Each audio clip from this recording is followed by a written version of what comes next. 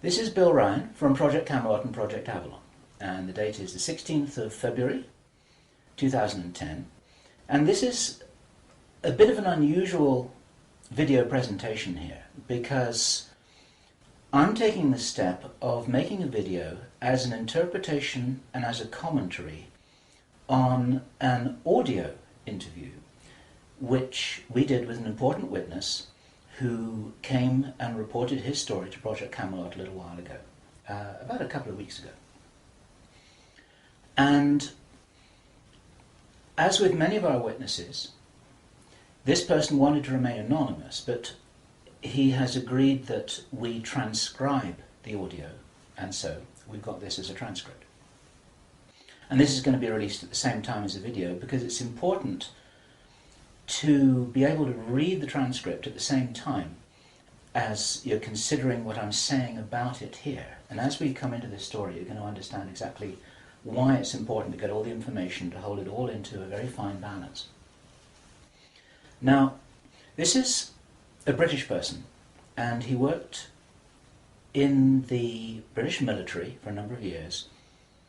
And after he retired from the military, he worked in the City of London, in a fairly senior position, in a respected position, in the City of London. And for those people watching this video who don't know about the City of London, the City of London is it's like an enclave, it's like a financial enclave in the heart of London itself. Some people consider it almost a little bit like the Vatican. It's very old, it's very ancient, it's the heart of the financial system, not only of Britain, but possibly the world. Many researchers consider that it's very likely that the City of London calls the shots on the financial systems in America. They've got control over the Federal Reserve, the Bank for International Settlements, a whole bunch of things that happen. This is like the nerve center of the financial world. And it's very Masonic, it's very ancient, it's very traditional. And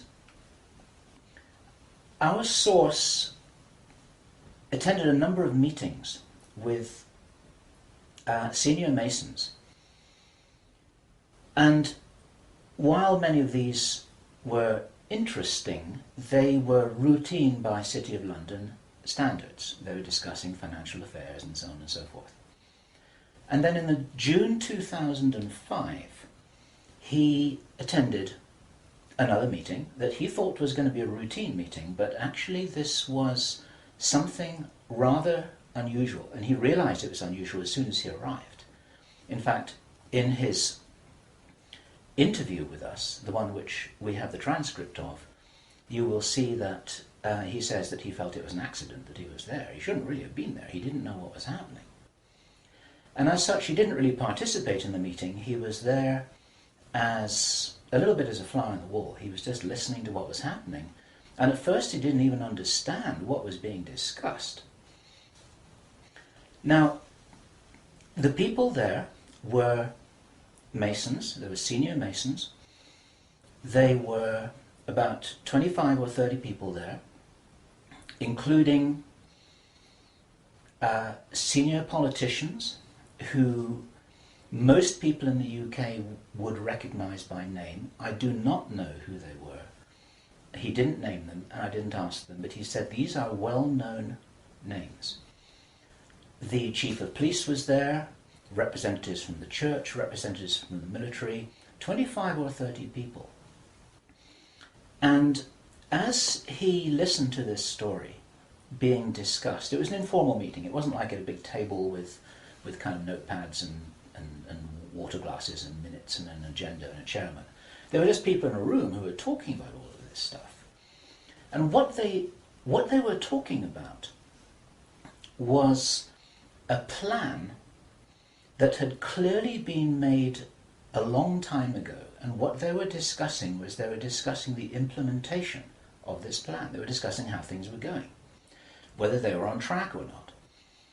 And what for example, to give a flavour of this, they were discussing between them some of the problems that they had in the implementation of their plan. And as this little presentation continues here, you'll realise what the plan was, and I'm going to be revealing this in very much the same way as it was revealed to our witness and as he revealed it to me, bit by bit, step by step.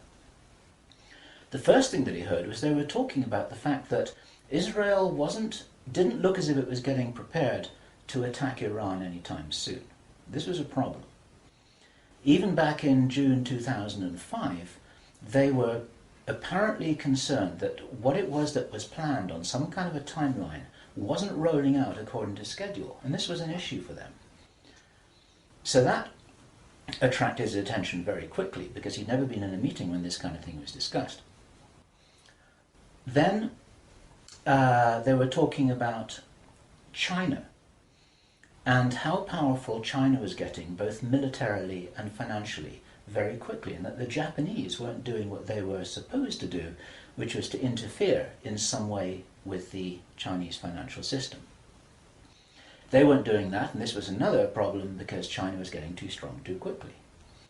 Other things that were discussed were, for example, the coming financial crash, the centralization of resources, everything that we saw starting to happen in October 2008. They were planning that and referring to it in their meeting in June 2005. So there was clearly a rollout of some plan here, and he was quite shocked the more that he heard, and when he really realized what was happening, he was extremely shocked. And one of the reasons why I'm giving this video presentation now is to soften the blow and interpret this a little tiny bit, because it is shocking information.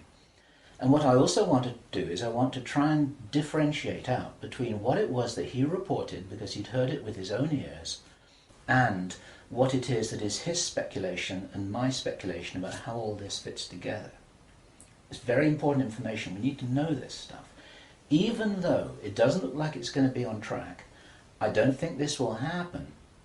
I think that there are a bunch of crazy people there who are extremely determined to do something, and they were in a hurry, and this is important to understand, they were in a rush to try and roll out this sequence of events. Now, what he described is what the sequence of events was. It starts with Israel attacking Iran. Now, this hasn't happened yet. There have been a number of indications that there are forces which are trying to push this into happening. You've only got to follow the news for the last 2 years to realize that the public is being prepared for a justification for this kind of thing. Iran is being set up as being the bad guys that deserve something to happen to them, and so on and so forth. Now, that's going to be the start of what is like the opening gambit in a big chess game. And the plan is to provoke Iran or China to retaliate. And our guy, our source, who is a military man, is privately as convinced as he can be, although this has never been made public and this is not publicly known, that Iran does have nuclear weapons. He believes that they have been provided by China behind the scenes. And all of this is intended because it's all right with these controlling forces that Iran has nuclear weapons, because they want them to be used. The plan is for either Iran or for China to retaliate after Iran is struck with a nuclear weapon. At that point, there will be a limited nuclear exchange in the Middle East, followed by a ceasefire. He heard this being planned in this meeting. This is being choreographed. It's like the script for a movie. This is exactly what's intended to happen. And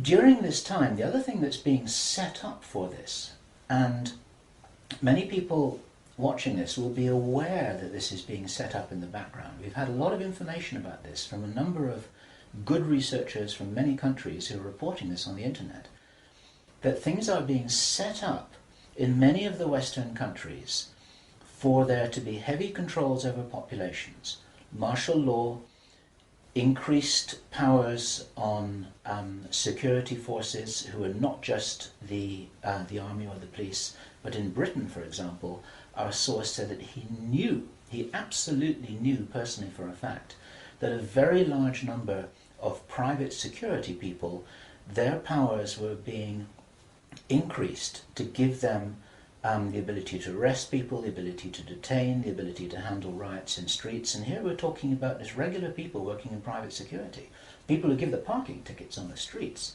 Their powers are being increased in the same way. And last year we heard President Obama talking about how he wanted to have a sort of national guard at home in America ready to handle this kind of thing. There are a lot of indicators that this is being set up. And in this rollout of this crazy scenario where it is intended that there will be a limited nuclear exchange in the Middle East, the idea is that as the world looks upon this with horror, then they will demand from their governments that there are heavy controls over travel, over communication, over people who meet, over people who protest in the streets. They want to make sure that they don't have crazy bombers on aeroplanes, crazy bombers in the shopping malls. They want to make sure, and because people will be driven into fear by this, they'll request and demand and insist on heavy controls from their governments, which will be justified. And this is where you're going to kind of get the martial law situation in all the Western countries. It's intended as a justification. All of this is just the start of something, because this story gets much bigger, and it's pretty horrifying. And if watching this now you're feeling a little bit shocked, this is how I was feeling when I heard this information, and this is how our source was feeling when he was hearing this information in this meeting, because this is just the beginning. Now, during the time of this ceasefire, everyone's shocked, everyone's frightened, everyone's really terrified about where this is going to go. There are all kinds of heavy controls over populations everywhere. And then the next thing that happens in this chess game that's being played is that biological weapons are released on China. You heard this being discussed in this meeting. They will release a flu-like virus that will be genetically targeted against the Chinese population. It's racially targeted against the Chinese people. It's designed to spread like wildfire and to knock out a large number of the Chinese people. And these people in this meeting were laughing about this. They said, China will catch a cold. Those were their words. China will catch a cold. And they were laughing about the fact that these biological weapons will wreak havoc among the Chinese population. And after that, then what effectively will be a kind of plague will actually spread right across the world to the West as well. Our source was not clear whether this was a Chinese retaliation or whether the thing would just spread out of control in the way that it would be very understandable if it did, whether it's racially targeted or not. These things actually mutate. So now you've got a situation where there's been a limited nuclear war in the Middle East. There's a pandemic that really is sweeping across the world and really is killing people very visibly. And you've got this totalitarian military lockdown in all the governments in the Western world because everyone's going to be in panic about all of this. And then, he said, then the real war starts. Something that would be justifiably called the Third World War, with a much more major nuclear exchange. And at this point, I asked him, is this just about population reduction? What is this about? Why are they doing this? Why this insane Dr. Strangelove plan for just unleashing all of this stuff on the world? Why do it? Now, as our conversation went on, I started to find answers to those questions. Now, some of this is speculation. I want to share this speculation with you because it's important enough that we work together here to figure out what's going on. And there are some clues, there's some very important clues that I'm going to present to you here in this video. He said absolutely it's about population reduction. So I said, well, in this meeting, did they mention any figures? And he said, yes, they did, 50%. Half the world's population.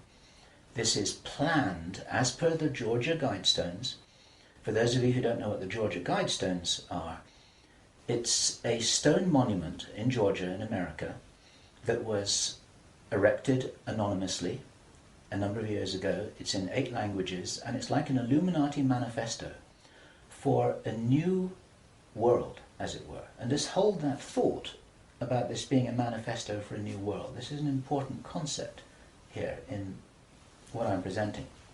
One of the key parts of this manifesto for this new world is that there should be a population of 500 million people. Now, 500 million people is an enormous reduction from the nearly 7 billion that we've got at the moment. That's pretty much 95% of people who would no longer be on this planet. And 50% is a step towards that. And there's a reason why they're doing all of this. There's a reason why they're in a hurry. There's a reason for this insanity. And when he was explaining this, then he said that they have a name for this plan. This project has got a name.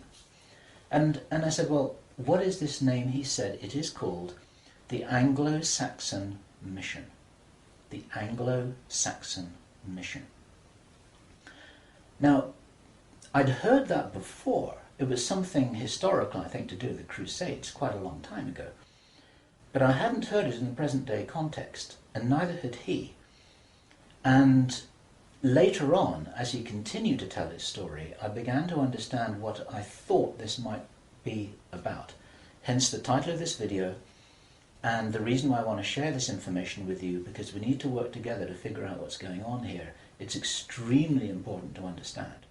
There's a plan, I believe, that Hitler would be proud of, which is so evil, it's so Machiavellian, it's so hard to face up to, it's so unbelievable, that I need to put it on the table for you so that you can consider whether or not this might be a possibility. The plans that I've been describing are definitely a possibility because he heard them with his own ears in this meeting. Everything I've described up until now, up to and including a major outbreak of hostilities after the limited war. So the sequence is as follows. The plan sequence is as follows. Israel attacks Iran, then there's a ceasefire, then during which time there is heavy governmental military controls over populations in all Western countries. Then China is attacked by a biological weapon. It's a flu-like disease that spreads like wildfire. This goes all over the world, and then they have a major Third World War. And then, by this time, 50% of the population will be destroyed. And not only because of the war or the plague, but because, as many of you watching this will understand, the infrastructure goes down in situations like this. There's no food in the supermarkets, there's no gas in the pumps, the telecommunication goes down, there may not even be water coming out of the taps. People are kind of thrown back into a Victorian era without the facilities to handle this, because most people don't have their vegetable gardens, they don't have their horse and cart, they're not able to survive in the way that we used to be able to. We're very, very vulnerable in our technological advancement. We're extremely vulnerable, and of course the controllers know this. At this stage, our source was speculating about why are they in a hurry? Why do they want to do this? And there's a sort of heavy irony here, which is like, I was saying, well, if you're going to plan the Third World War, then why not take your time over it and get it right and do a really good job? You can, this could be in 20 years' time or 30 years' time, it doesn't really matter. Why is there in such a rush? And our source said that he felt from inside information that he's continued to receive, that this is still timed for something around 18 months from now. And that puts it around about the middle of 2011.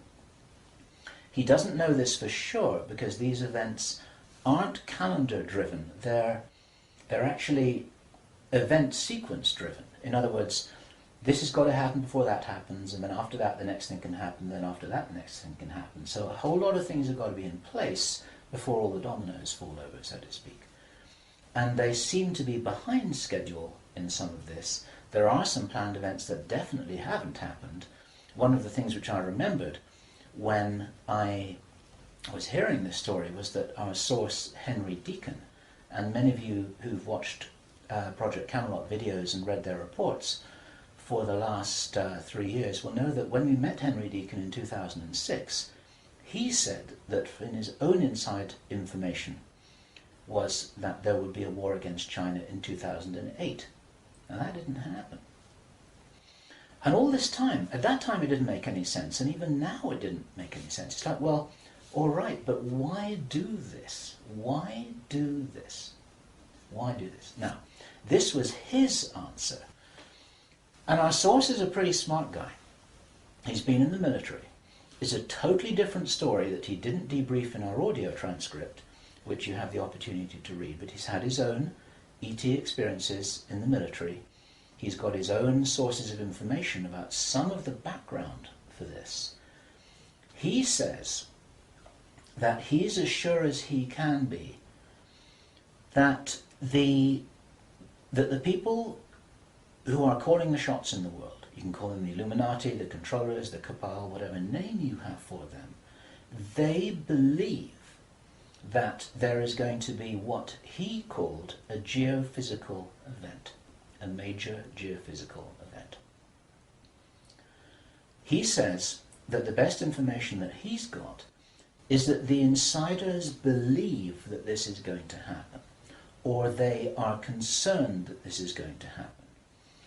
And many of you watching this will know that this isn't a completely crazy idea. There have been trillions of dollars that have been spent on deep underground bases for some reason which we don't know why it is.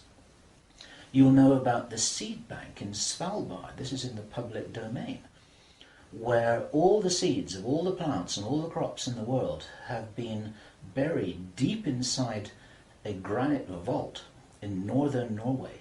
There are many precautions being taken as if something might happen that could really threaten some of these valuable resources, including the seed banks of the world. Now, if there is going to be a geophysical event as they believe, this is because it seems to be preserved Illuminati inside knowledge, whether it's true or not, that there are repeated cyclical geophysical events about every 11,500 years. Information about what really happened to Atlantis was very probably in the Great Library of Alexandria that burnt down a couple of thousand years ago. There are persistent rumours that much of that information has been retrieved and it's in the Vatican Library. This is information which is not in the public domain and which the insiders may have access to. Whether it's accurate or not, the important thing is to realize that they probably believe that this will happen, and they're making their precautions. And this might be the justification for this insanity that we've just heard about in this plan. Consider this. He said, if there's going to be a major geophysical event, something like a pulp shift, maybe it's Planet X, maybe it's some kind of energetic phenomenon that the solar system is going to be moving into, that's going to somehow destabilize the Earth or the Earth's crust in some way. We don't know. But if there were to be a major emergency like that, something that would actually make a war look very inconsequential, the thing that will help the human race to survive it, or will help parts of the human race to survive it, is if there is already emergency preparedness in place before it happens. In other words, if you knew that there was an emergency coming, if you knew, for instance, that there's a hurricane coming in to hit your city, then you put all the emergency preparedness in place beforehand. You have the troops ready, you have the infrastructure ready, you have the military ready, you have everything that you need ready to handle this situation so you can respond and react and recover in the best possible way. Our source suggests that the reason for this whole Third World War scenario is that then the Western governments, with the Chinese out of the way, will be in a state of such totalitarian control of their own population that they will be best equipped to recover and rebuild the new world after a cataclysm. And he thinks that this is what's happening. And I have to tell you that this terrible logic makes sense to me, that they would think that way. I'm not for a moment agreeing that this will happen. I think this is wild, crazy stuff, but if they believe that it's going to happen, then this could be their justification for this kind of plan that we've heard about is really being discussed. And this now is my own speculation right now, which also makes sense to me. And I invite your comments and your thoughts about this. We need to work together to figure out what's happening here. It's called the Anglo-Saxon Mission. What that told me was that the reason for the name is because this is a white racist agenda for the inheriting of the new earth. It's a plan that Hitler would be proud of. If they think that a new earth needs to be rebuilt, a new world, think of that little phrase there. If a new world needs to be rebuilt after a cataclysm, they want the Anglo-Saxons to be doing it. They don't want the Chinese to be doing it. They get the Chinese out of the way first. And then the Anglo-Saxons will inherit this new world with the other nations, the Asian nations, the African nations, the South American nations. Presumably, it is assumed that they won't have the resources to be able to handle the situation in any kind of a way that gives them the strength to recover after whatever it is that they think is going to occur. So there are several other parts of this which also fit, and one of the reasons why this is an important presentation to make personally is my own personal thoughts, because up until now I've been following a lot of the well-founded research on these sorts of agendas. We've had our own sources of information over the last 3 years. But I've always had questions in my mind, like, why would they do this? You know, war against China, why? Third World War, why? And suddenly, a lot of these things start to make a little bit more sense.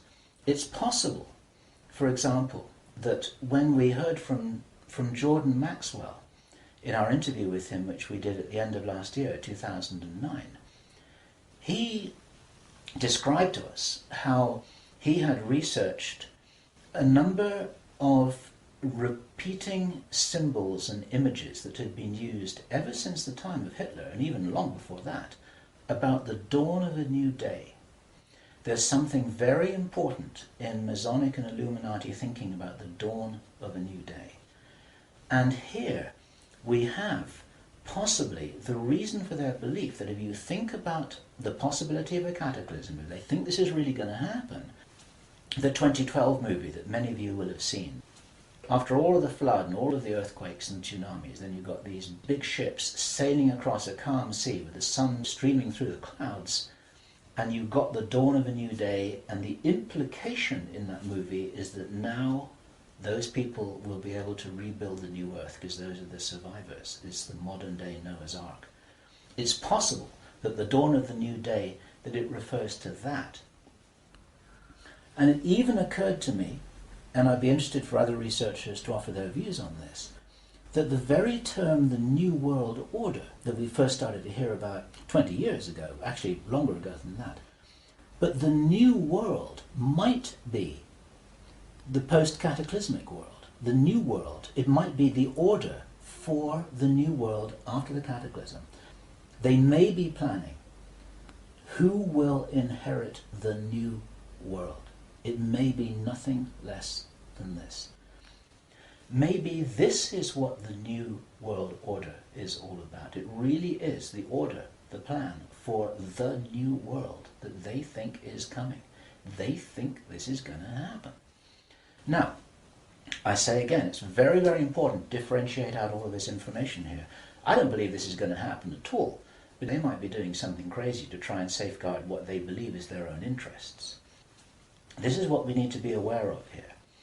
And what I want to do is I want to just state really clearly why there are profound reasons for not believing that anything like this is going to happen. There are a lot of things that haven't happened which were intended to happen. Many of you will remember I think it was the 30th of August 2007, there was a B-52 bomber that flew halfway across America from Minot Air Force Base to Barksdale Air Force Base in Louisiana with 6 armed nuclear cruise missiles on its wingtips, something that could never happen by accident. It was illegal, it should never have happened. You can't even smuggle a bullet out of the weapons storage area in an Air Force Base without there being a whole bunch of signatures and everybody knowing about it, let alone making the mistake of loading armed cruise missiles onto a B-52 bomber with nobody noticing it. There was a reason why that happened, and that was actually prevented from going any further. It stopped at Barksdale in Louisiana. Some very brave airmen blew the whistle on that, and they did their job, and they reported it up the line. It appeared very, very briefly in the mainstream media, and after that it was completely covered over, and everyone said it was a mistake. That was no mistake. There was a reason why they did that. And what many of you don't know is that at that same time, at the end of August, a group of anonymous investors bet $2 billion that the stock market would fall by 50% before the 21st of September 2007. They stood to gain $4.5 billion if their bet had succeeded. These were what are known as put options. And the insiders in the stock market, they call them Bin Laden trades. It's a sort of ironic description because of the betting that took place around about 9/11. Okay, those people lost their bet. It didn't work. The plan didn't work. The stock market didn't fall. The bomber never went any further. And for all we know, that was intended to be the start of the Third World War. It never happened. Okay? We heard a few minutes ago, I was describing how Henry Deacon described that the war against China was meant to start in 2008. That didn't happen. A lot of people thought that was crazy. A lot of people thought he was crazy. Maybe he wasn't. Maybe he heard something that was a real plan, but they're 2 years behind schedule, and maybe this will never happen at all. There are a number of other things that may have been planned and which have never transpired. It's very interesting to think about the so-called Mexican flu outbreak, the swine flu outbreak. For the last 6 to 9 months, we've been looking at a scenario where it looked as if they wanted to roll out vaccinations, they wanted a lot of people to get ill, they wanted to announce a pandemic. Even now, there have been proposals to extend this pandemic declaration for another 2 years, and nothing's happening. In England, we call it a storm in a teacup. There's nothing happening here, but maybe something was intended. Now, if it wasn't intended, it's possible that all of that could have been some kind of a test, just to see how people respond, to see how people react, to see how quickly it spreads, to see what the take-up of the vaccinations will be. And then, of course, us at Project Camelot and a number of other people who've been activists in this whole area trying to draw attention to all of this. Now we're all on a database. They know who's going to stand up and start talking about all of this stuff. So it might have been an experiment, or it could have been a failed rollout of something. There's plenty of reason to believe that things are changing. This is the important thing. And those of you who've been following the work of David Icke, this is an important perspective here, because we support his work fully, in as much as he makes a beautiful presentation and he starts off by saying, we are infinite consciousness. there are many ways to put this, but it's very hard to disagree with that. We're immortal, godlike beings who've long ago forgotten what our power was. The potential of consciousness is enormous. It's very important to realize that how powerful we are may be the single most important component in this whole picture that enables us to save the day. This may be what it's really all about. Admiral George Hoover, who died in 1998, he was in the Office of Naval Intelligence in the US Navy. He talked to researcher Bill Burns, the editor of UFO magazine, and Bill Burns described this conversation with George Hoover to George Norrie from Coast to Coast AM. And what Admiral George Hoover told Bill Burns was the biggest secret according to what the American Navy had found out. Very, very interesting story. They were talking about the Roswell visitors, and Admiral George Hoover said that these visitors were us from the future. They were time travelers. They weren't extraterrestrials. Now, other researchers and whistleblowers have spoken about the same thing, and this is fascinating in itself. But what Admiral George Hoover said the biggest secret really was, it had to do with the abilities and the power of the consciousness of these travelers. Because they were us from the future, what the military authorities had found out was what humans are really capable of. And he said that this had been buttoned up really tight, because if we knew how powerful we really were, how powerful we really could be, then we would, in his own words, cause chaos around us, and this could never be permitted. We could rearrange the reality around us in the way that we wanted to, in the way that, if this is real, that the future humans have learnt how to do, which gives them access to these sorts of incredible abilities, such as Philip Corso, in his book The Day After Roswell, described in some detail how his understanding was that the way the craft works was they were like an amplification of the pilot's own consciousness. It was their consciousness, it was their ability to travel and bilocate that was amplified by the craft, and that actually all of these abilities are basically abilities connected with the consciousness of the beings themselves. And if they are us, this is the message for all of us here. We're being deliberately dumbed down. Our food is being poisoned. Our children are being lied to in the schools. We're being fed propaganda in the media. We're being forced into this tiny little box. We're being kept busy with game shows and ball games, and we are discouraged from really finding out what it is that is our heritage on this planet. Eric von Däniken has just published a book which is called History is Wrong. There's so much which we are denied. George Green describes that we are known as the useless eaters, this surplus population of billions of people, with a tiny number of people at the top of the heap who are dependent upon us to police each other and to laugh at each other and to stop each other from getting out of line, because we're encouraged to conform to how we're meant to be.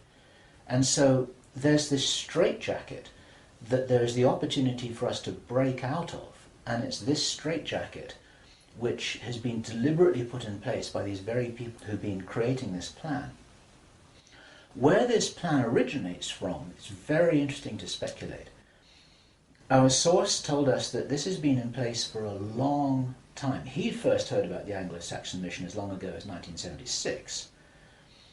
The Illuminati symbolism about the dawn of a new day has been going on for a long time. Many people think that this plan requires such a superhuman level of intelligence and strategic understanding, and is so ruthless and so cold, that the logic suggests, and David Icke says this, Jordan Maxwell says this, we say this ourselves with full agreement, that this didn't come from a human source. People aren't capable of doing this against other people. There's something else behind this. We have to think big. We have to think from the highest spiritual viewpoint that we possibly can do. That these people shouldn't be fought. What must happen is we just withdraw our consent from these things that are being done to us, from this plan that we're part of, and as I was saying just before, if you're in the military or if you're in intelligence services, withdraw your consent from this, because these plans can't happen without it.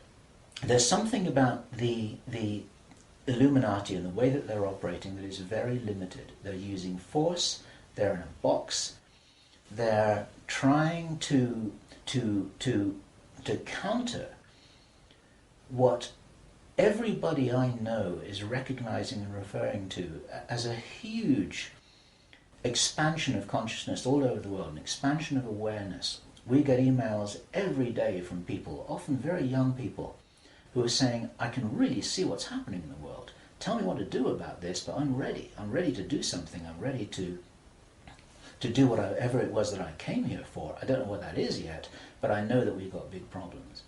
20 years ago, people weren't saying that kind of thing. There's a huge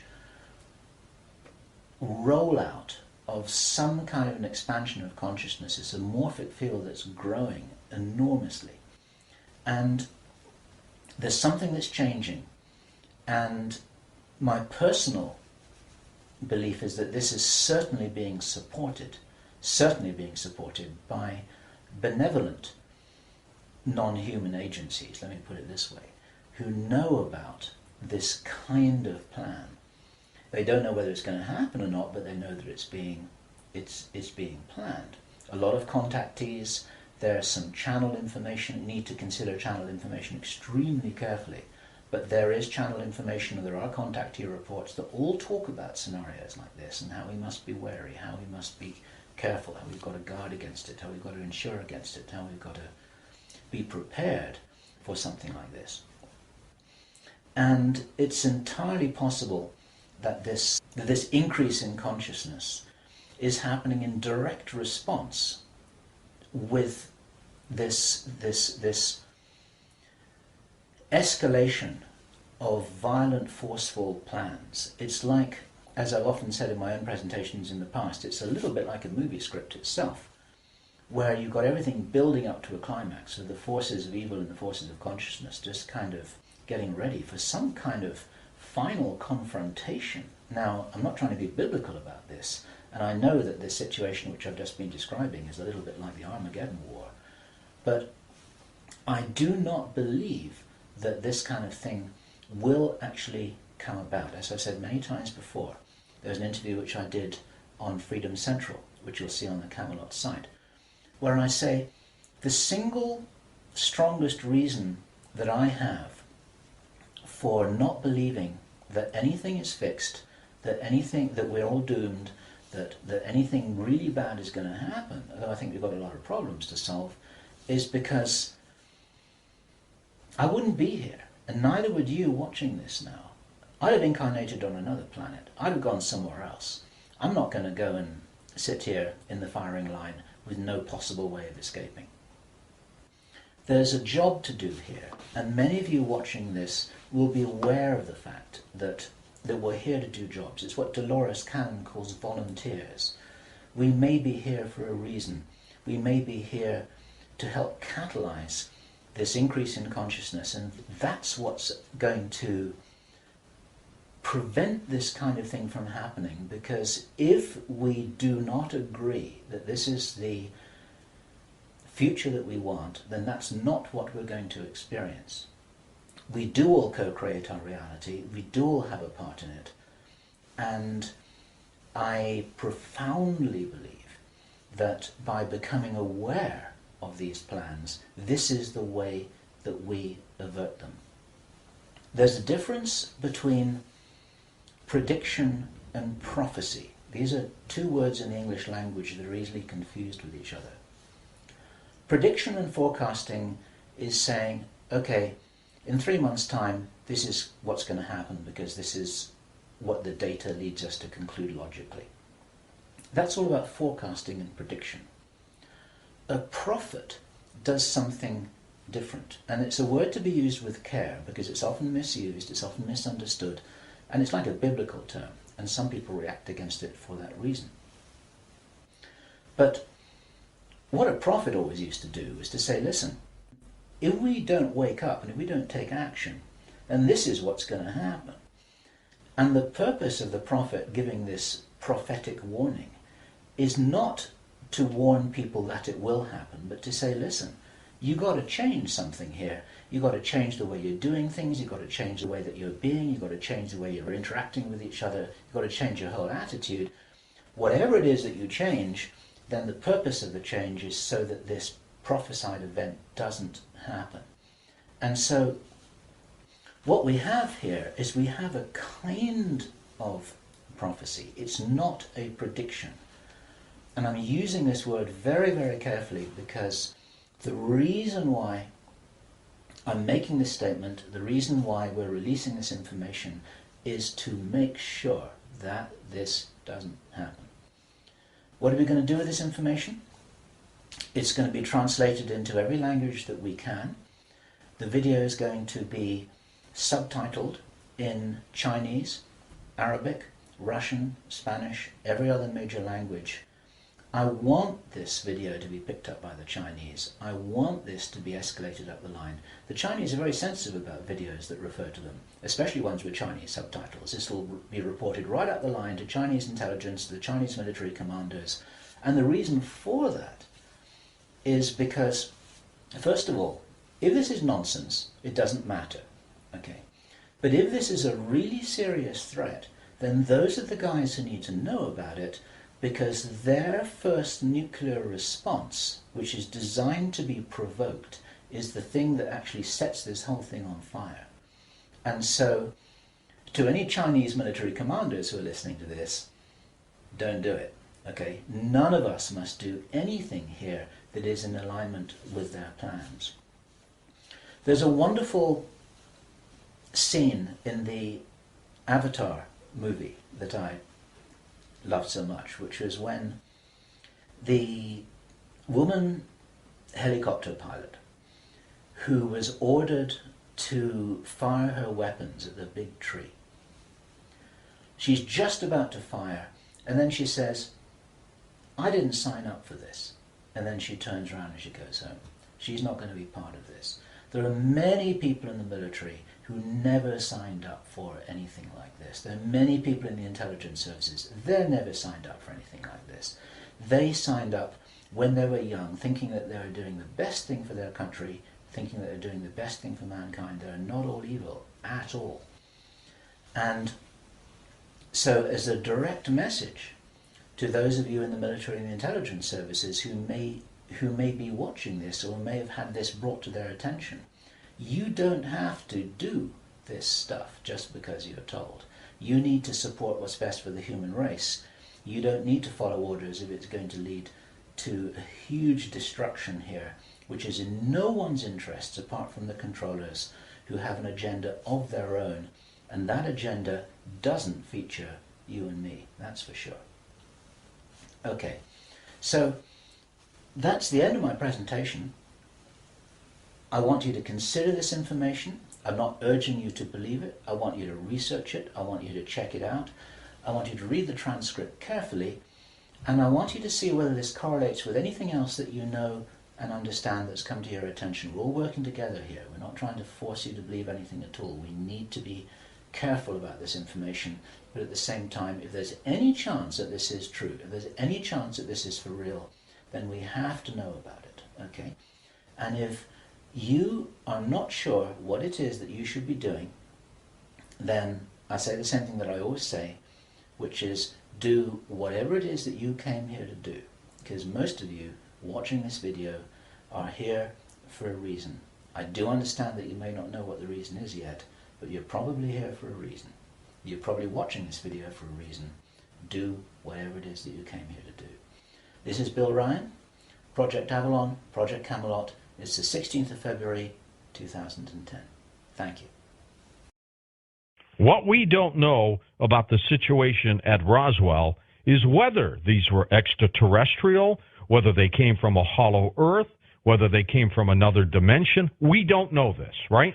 We don't. The only clue that I had was from this naval officer. He was from the Office of Naval Intelligence, ONI, called George Hoover. We've talked about him before, who said that he was the Corso of the Navy, and that the military believed, and he said he knew that these entities were not so much interplanetary, but they were literally time travelers. And the big secret is that they were us from the future, and that we and they had the same powers, and that was the real fear of the government, that we had the ability to manipulate reality around us. We've always had that ability. We just didn't know how to use it. And if we ever learned how to use it, and we're not ready for it, we would cause chaos. And that was the big secret that the Navy eventually found out.